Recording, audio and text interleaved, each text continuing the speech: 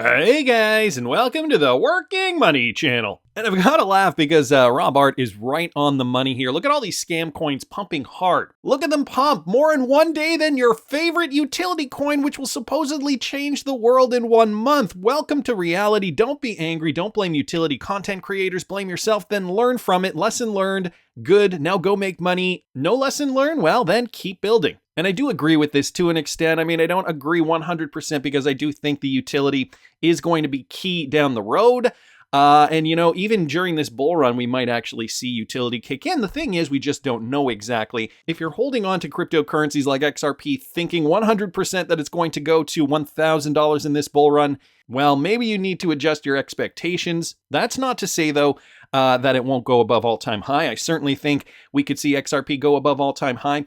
But guys, remember this. And for my Patreon subscribers, we're already knee-deep into this. I have diversified my portfolio this coming bull run. So yes, I do still believe in the real-world utility and that, that is going to cinch the deal down the road. But in the meantime, this spec run, guys, we need to make money. So patreon.com/workingmoney I've opened up my portfolio. It's a $10,000 plus portfolio. It's turning into more coins than I originally anticipated. And basically, I'm letting all you guys know where I'm buying, where my targets are, and, looking for more opportunities. I still actually do think that we are going to retrace. I don't think this is going to continue going up for the next year or so. I think there are going to be some more retracements in the coming months. But, just kind of that overarching point here. And I made this mistake the first time around. Utility coins are good, but in order for them to be good, the real world utility has to kick in. And that just hasn't happened yet. So taking a bit of a different approach, guys. And today's a really good example of exactly just that. We've got greed at 78. And, the crypto market looking fairly, Bitcoin down a bit. We got Ethereum down a bit. We got BNB coin down a smidge. XRP's up by 2.2. But guys, look at coins like Solana up 11.57%. And we're going to get to that in a second. Why is Solana up? Also, guys, we've got, where is it now? Right down here, FTX token, which is FTT. That is the ticker, up 47.3% in the last 24 hours. Yes, that is Sam Bankman-Fried's crypto from the exchange FTX. So what the heck is going on here? I mean, those coins are obviously not following the Bitcoin trend, although Bitcoin is bullish. We are seeing Bitcoin right now trading at about 37,100. Bitcoin generally, sets the trend in the market. We've got XRP up to about 67 cents today, so up off its lows yesterday. You guys can see it is retracing after a few bullish days. So what is happening, guys, with coins like Solana? And by the way, full disclosure, I do hold Solana in my legacy portfolio. I did purchase it right before the Sam Bankman-Fried Black Swan announcement. So I was kind of upset about that, but it has since rebounded. So now I'm pretty happy. I purchased it at around 26.83, so it was in and around here, 26.83 per coin. And now, as you guys can see, it is up to $57. And again, I will be talking about my legacy portfolio cryptocurrencies also in the Patreon for the patrons. So I'm going to try to cover the gamut. Basically, my philosophy is if I hold it, you guys will know about it. And then there's FTX coin, which we will get to in a second. So Michael Branch posted this. Okay, Moody's Investor Services recently made a pivotal move lowering its ratings outlook on the U.S. government from stable to negative. So, economy not looking great. And Moody's is one of those respected credit rating agencies. They've lowered their outlook's rating on the U.S. government from stable to negative. So this shift is rooted in the increasing risks to the nation's fiscal strength, attributed to factors such as escalating interest rates and a lack of effective fiscal policy measures. According to Moody's, the potential for continual political brinkmanship in Washington poses a significant risk. The agency highlighted concerns about political polarization within U.S. Congress, suggesting that the ongoing divide might hinder the formation of a consensus on a fiscal plan to address the declining debt affordability. So, U.S. economy not looking great. And I was going to talk about this yesterday, but I'm going to talk about it today. I guess just kind of, adding on to what is going on in the rest of the world. So even though we are seeing that, economies are, if they're not in free fall already, they're really starting to look a little dodgy. Cryptic Poet here posting this. UBS allows wealthy clients to trade crypto ETFs in Hong Kong. So on the positive side, we are seeing institutional wealth managers, institutional wealth investors looking to find ways to trade cryptos. So guys, again, back to my current point here, when we're seeing these cryptos move, and these are isolated incidents, obviously have nothing to do with real world utility. And we're going to see this until the real world utility kicks in. Unfortunately, we don't know what date that's going to be. So we have to trade to the best of our abilities with the coins that we assume are going to make the most money in this coming bull run. And hope for the best. And diversifying, guys, is the best strategy for that. That's what I'm doing this bull run. So, in terms of Hong Kong investors, they're seeing this as an opportunity. 3 crypto ETFs authorized by the SEC, SFC, Samsung Bitcoin Futures Archive ETF, the CSOP Bitcoin Futures ETF, and the CSOP Ether Futures ETF will be available on the UBS Hong Kong Exchange. So it is beginning. In yesterday's video, too, I talked a little bit about BlackRock and how they have just applied for an Ethereum ETF. If you guys didn't catch that video, I will link it up here in the top right-hand corner. We also got this news, guys, recently. Justin Sun confirms that Poloniex, yes, Poloniex, his exchange has been hacked, but he assures users of 100% reimbursement. So unlike FTX, Justin Sun is saying, everybody's going to get reimbursed. The cryptocurrency exchange Poloniex has been hacked for about $125 million. Sun took to X, formerly Twitter, to confirm the same, even offering a white hat bounty and 7 days of time before taking the matter to authorities. While no major price impact has been noted, the stolen assets included some major tokens such as Ethereum, Bitcoin, XRP, and many more. So $125 million drained out of this particular cryptocurrency exchange. And guys, it's just happening more and more and more, and this is why I use a Ledger Nano to keep my cryptocurrency safe. It's a cold wallet storage solution. And I put an affiliate link in all of my videos. I'll just show you here. It's right here, the affiliate link. If you guys are interested, you can use my affiliate. You don't have to use it. But coming into money, right? We're all going to be coming into more profits with our cryptocurrency investments. And so I just don't want to see anybody, especially from the XRP community, being scammed or hacked. And being in a situation like this used to happen quite a bit when a lot of the cryptocurrency exchanges were just kind of fly-by-night crypto exchanges. They have really straightened out since then, but guys, hacks are still happening. Doesn't really matter how big and how secure they say the exchange is. Always keep your cryptocurrency safe. So whether it's a Ledger Nano or something similar, again, you don't have to use my affiliate link, but I do have it there for ease of use, and it is obviously always greatly appreciated when you do. Guys, just be sure to keep your crypto safe because things like this can happen out of the blue. Mr. HBAR posting this. So the FTX token now almost double the market cap of Algorand. Can you believe it? Yeah, FTT is rallying. Let me bring up FTT here. And there is a reason for this. So I've already taken a look at the numbers here, guys, and check that out. 200 and right now, actually, it's sitting down and around here. So it's 263% up as of the time of this recording. It did go as high as 353% up from only from a few days ago, from Wednesday, November the 8th, 2023. Today is November the 11th. It's Saturday. So only after a few days, 262%. So what the heck is going on? Well, guys, SEC Director of Corporate Finance has declared FTT as sufficiently decentralized to not fall under securities regulations. Actually, that is not technically correct because the SEC apparently, according to CoinDesk, they have called FTT exchange token a security. So it is in fact considered a security.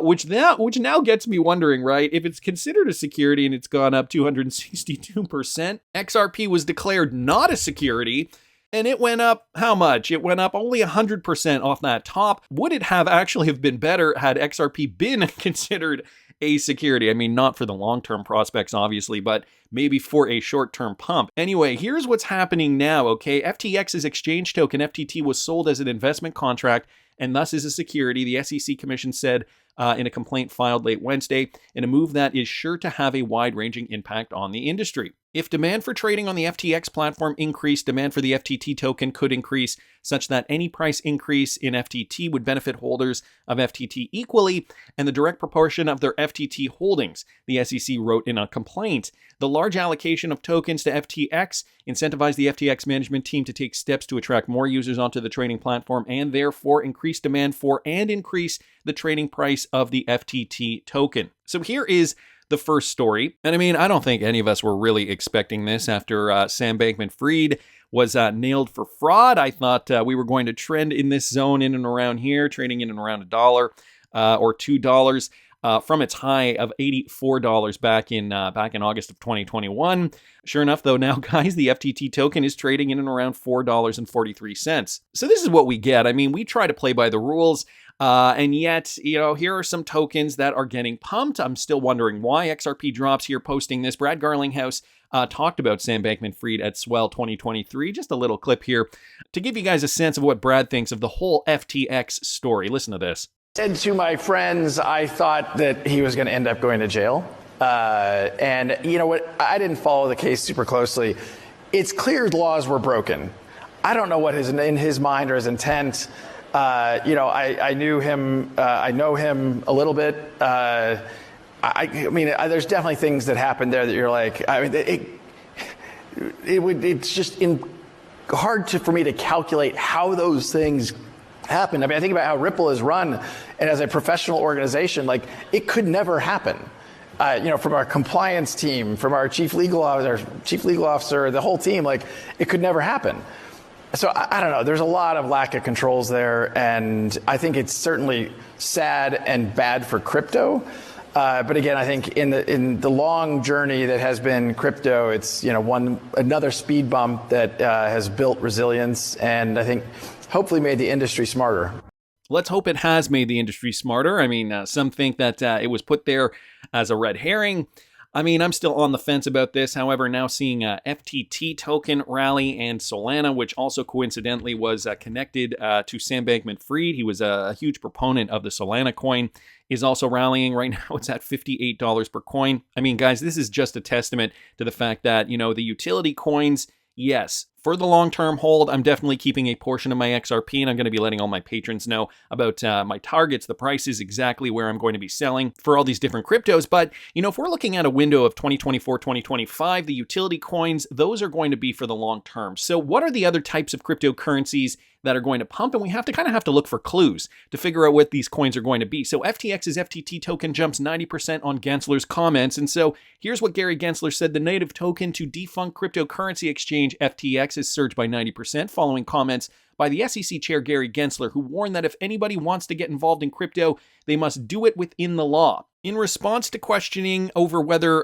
Tom Farley, former president of the New York Stock Exchange, was looking to buy FTX, Gensler said, if Tom or anybody else wanted to be in this field, I would say do it within the law. Build the trust of investors in what you're doing and ensure that you're doing the proper disclosures, and also that you're not commingling all these functions, trading against your customers, which is exactly what Sam did, or using their crypto assets for your own purposes. There's reportedly several groups in the running to take over FTX following last week's trial that saw the company's founder, Sam Bankman-Fried, receive a guilty verdict on 7 criminal charges. The speculative rally indicates hopes for further upside if FTX 2.0 gets a green light, although there is no certainty that the native token would even be used to restart the exchange. So that's the other thing, guys. Again, this is all spec. Right now, we're looking at this and you're thinking, okay, prices are pumping.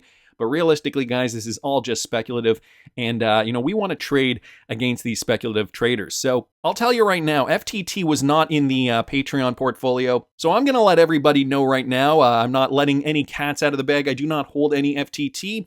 But I would probably sell. If I was holding a portion of FTT, I would probably sell. I would sell it around here. I mean, seeing it shoot up to these prices, at this point in the game, I mean, it doesn't make too much sense other than the announcement we just got. Chances are it will retrace. You can take that opportunity to either buy more FTT tokens or, put it into other cryptos. That would be my opinion. Obviously, that's not financial advice. It's just what I would do. And I don't even hold FTT, so it's not even what I'm doing. But I want to continue because RB on Twitter observed something very unusual. If you guys go to the live Coin Watch exchange here and you click on XRP, it's interesting because when you scroll down here, it actually gives you guys a metric that I don't see on any other crypto exchanges. Holders, 4,570 XRP holders. Now, I know that number is probably a little low. I feel like, there are way more XRP hodlers in this space. The XRP community is quite robust. So 4,570, interesting metric here. And I'm wondering how they come to that conclusion. He just let me know about this. And I just, wanted to bring it to you guys today just to maybe pick your brains about it too. The fact that XRP even has a number, even when you go to Bitcoin here, you would think that that number would be a lot higher, but they don't even have any metrics for Bitcoin hodlers. So I'm still scratching my head wondering what this is about. If anybody does have more information about this, please do let me know. But I wanted to thank RB_XRP for letting me know about that. Now, Swell is finished, and Brad Garlinghouse posted this from Toronto in 2017 to now. We've taken Ripple Swell around the world. I closed out this year's event with a fireside chat with CNBC's Dan Murphy talking about how we'll get to the next phase of enterprise crypto adoption with regulatory clarity. And the article is here. I will link this in the description of the video for you. He continues by saying, very proud of the Ripple team that made Swell happen. It really takes a village. We chose Dubai specifically because the city has become a global leader, attracting entrepreneurship through clear regulatory frameworks, pro-innovation policies, and more. So we will be back. So notice the next phase is enterprise crypto adoption with regulatory clarity. Guys, where are we in the US right now? Not so clear on crypto regulation. So again, to my point, we want to find coins that are going to pump hard in this speculative rally. And let me reiterate this. This is a speculative rally. The real-world utility coins we're going to hold for the long term. But guys, Ripple has been making waves, and in Dubai, a real estate developer called Katura Reserve is accepting cryptocurrencies like XRP as payments. This one from Flip the Chain here on Twitter. He noted this, okay, Katura Reserve, real estate developer in Dubai, and they, from this document here, they have made it very, very clear that they're accepting a whole bunch of cryptocurrencies for payments, and XRP being one of them. So we are seeing the value in cryptos. Real estate, if the real estate developers are saying, hey, look, I'm giving you this valuable piece of real estate, you can pay me in crypto, I think that speaks volumes. I think they are smart enough to realize many of these cryptocurrencies are going to go much higher than they are today.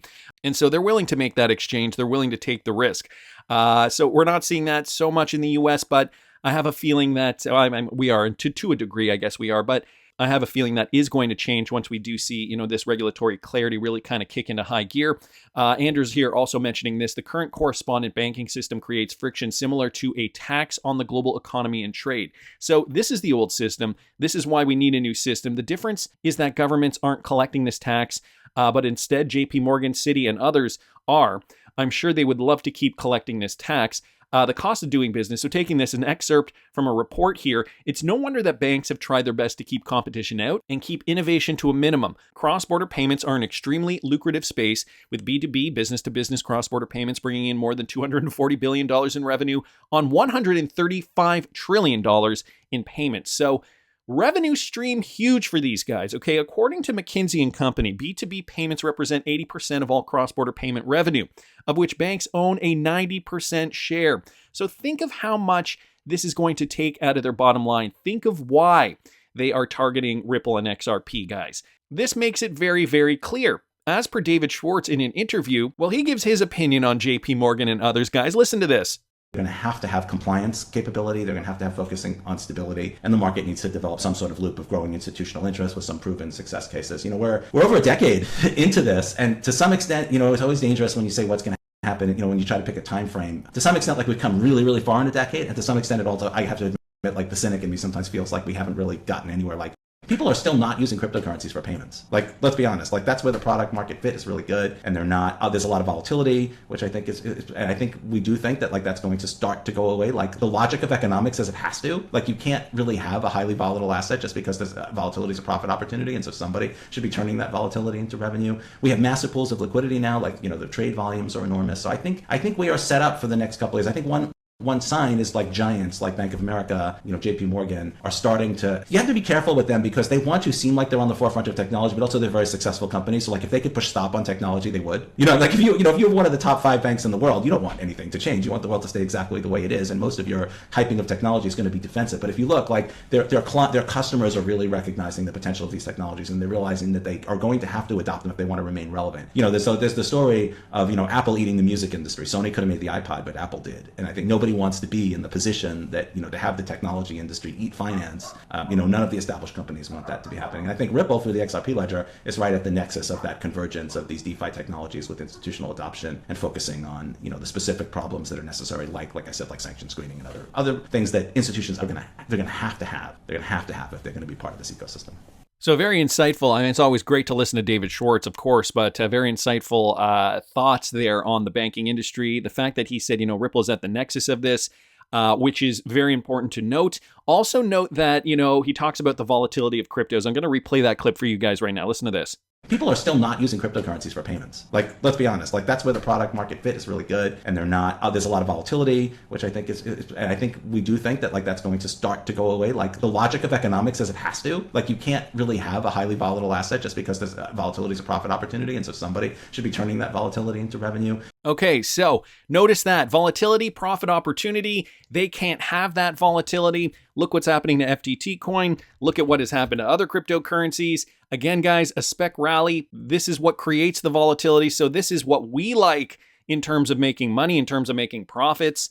But Ripple is saying, we can't really have that for the long term. So what has to happen, guys? Well, you can't have XRP sitting at 67 cents forever because the price just isn't high enough to facilitate all these transactions. What you have to have is an XRP commanding a high enough price. And so I'm glad that Good Morning Crypto recently posted this because I would have had to have digged this up myself. He said, CTO David Schwartz drops a truth bomb, and this was back in 2017. Great stuff at the ILP team's latest workshop in Tokyo. So it's clear the Interledger will connect the world's payment systems, driving the internet of value. He says, XRP cannot be dirt cheap. It doesn't make any sense if XRP costs $1. They'd need 1 million XRP, which would cost $1 million. If XRP costs $1 million, they would only need 1 XRP, which would again cost $1 million. So the price has to be high. David Schwartz mentions the volatility as a problem. This creates profit opportunity. Well, that's good for you and I. But if the price of XRP is commanding a high price, once the real world utility kicks in, what is that going to mean for us traders, guys? Again, spec market, $13, still seems fairly low. I mean, could we see an XRP upwards of 589 once all is said and done? I mean, I'm hoping it'll go even higher than that, and it probably will one day. We just have to be patient. We're on the precipice of this enterprise crypto adoption. As per Brad Garlinghouse here, that is the next phase with the regulatory clarity. They got to go hand in hand. That's just my opinion. I want to hear what you guys think. Please subscribe to the channel if you haven't already. Like the video if you like the content I'm providing. I always love hearing your comments. See you in the next one, guys.